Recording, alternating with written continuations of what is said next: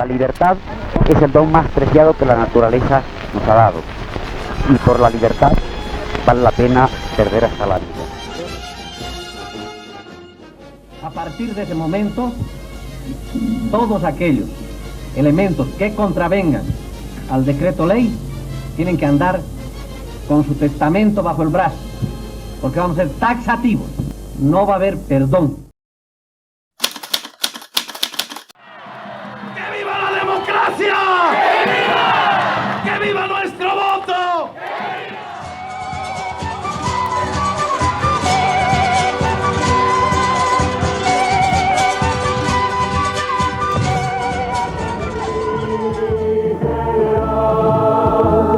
El pueblo se eligió de corazón, pues existe democracia en la nación. Es importante, decía todo el pueblo de Bolivia, que yo no voy a renunciar. Quiero decirles, hermanas y hermanos, a ustedes, a todo Bolivia y al mundo, no vaya a renunciar. Que la prioridad exclusivamente es la recuperación de la democracia.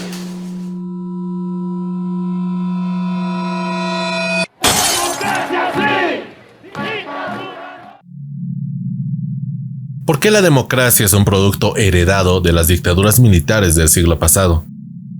¿Cuál fue el deseo de abrazar a la democracia como un ideal y luego ignorar su propio significado con el paso del tiempo?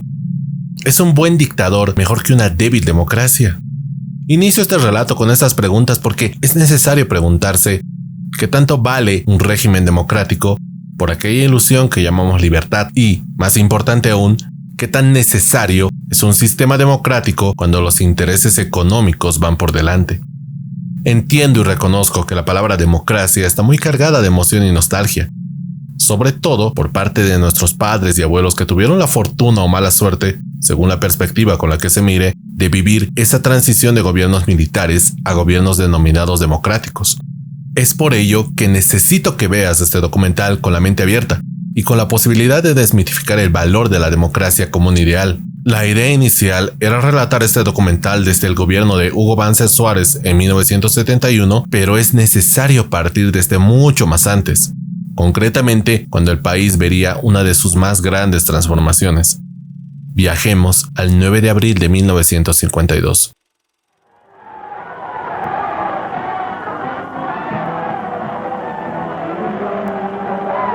La revolución de 1952 trajo consigo 3 premisas a cumplir, de entre muchas otras, la nacionalización de las minas, la reforma agraria, pero para este video nos concentraremos en una sola, la más relevante, y que ha tenido sus efectos hasta el día de hoy, el voto universal.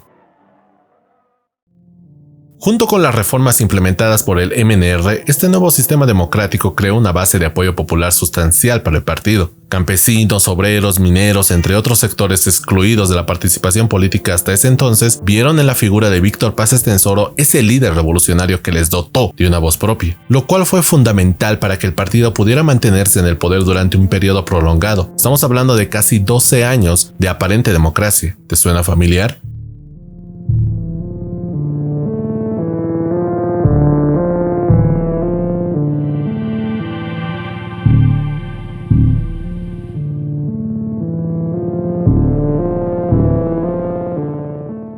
De este primer periodo podemos sacar la siguiente conclusión. La democracia sirve a los intereses de las masas cuando hay cambios materiales.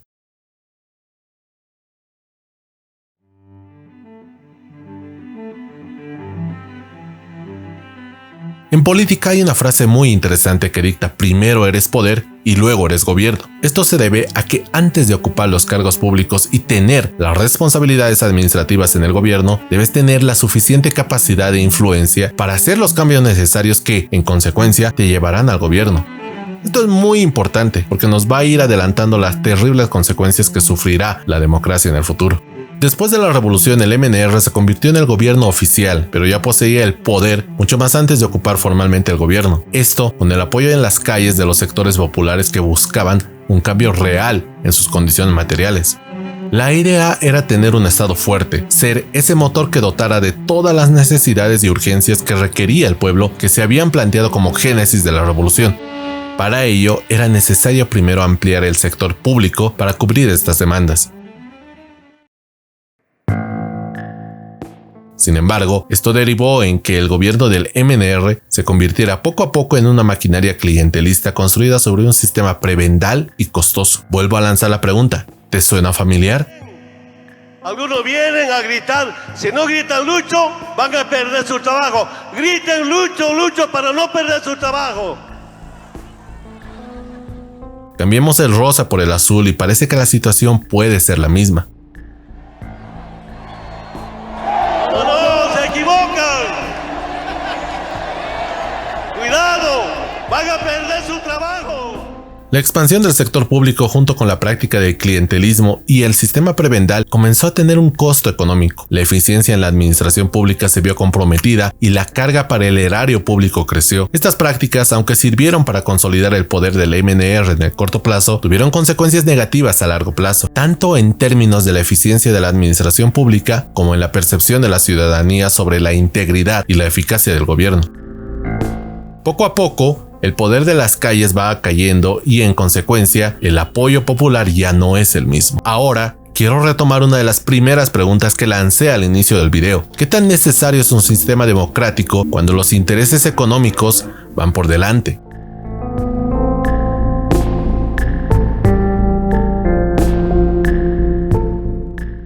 La situación económica del país no era de las mejores. Las medidas revolucionarias no habían contemplado las consecuencias que tendría de manera directa en la estabilidad económica del país. Está, por ejemplo, la nacionalización de las minas, que luego perdería su valor en sí mismo porque 3 meses después Estados Unidos, con recelos a que Bolivia se inflara con aires comunistas, todo esto en medio del contexto de la Guerra Fría, decidió vender sus reservas de estaño acumuladas en la Segunda Guerra Mundial, lo cual provocó que el precio de la libra fina cayera de $1.20 a 80 centavos de dólar. La reforma agraria sirvió como un momento crucial para corregir injusticias históricas y mejorar las condiciones de vida de los campesinos en Bolivia. Sin embargo, dotar de solo tierra a los campesinos sin capacitación, recursos, infraestructura adecuada y un sistema de distribución eficiente derivaron en una total desorganización productiva que se tradujo en la falta de alimentos en las ciudades y por ende la especulación y el acaparamiento solo trajeron más problemas económicos al gobierno de turno. Sumados todos estos problemas a un gobierno que requería mantener la idea en la población que el MNR era la clave para sacar al país adelante, es que surgen los primeros acercamientos con un recién creado FMI que empezaría a mal acostumbrar al país a depender de estos créditos, cuyas condiciones poco a poco le quitarían lo de revolucionario al gobierno del MNR. Esto último marcaría un distanciamiento entre el gobierno y el movimiento obrero, lo cual trajo solo más inestabilidad a la ecuación. En 1958, Bolivia se había convertido en el país con la tasa más alta de ayuda en alimentos per cápita en el mundo y se volvió dependiente del financiamiento de los Estados Unidos. Para mantener este apoyo y con el objetivo de enfrentar una posible contaminación comunista en Latinoamérica, una de las condiciones que le sería impuesta a nuestro país sería reconstruir a las Fuerzas Armadas, que luego de la Revolución del 52, Víctor Paz Estenssoro adoptó medidas para reducir su poder e influencia. Esto debido a que existía el temor que las Fuerzas Armadas podían presentar una amenaza para el nuevo gobierno revolucionario y en parte para consolidar el poder del MNR. Nuevamente, primero eres poder, luego eres gobierno. Los militares siempre tuvieron el poder, pero no desde la perspectiva de masas populares. En este caso, el poder proviene de la fuerza militar y el control sobre las instituciones clave del Estado. Paz Estenssoro no se había equivocado, y esta condición impuesta por los Estados Unidos traería graves consecuencias para un país jugando a ser una democracia creíble.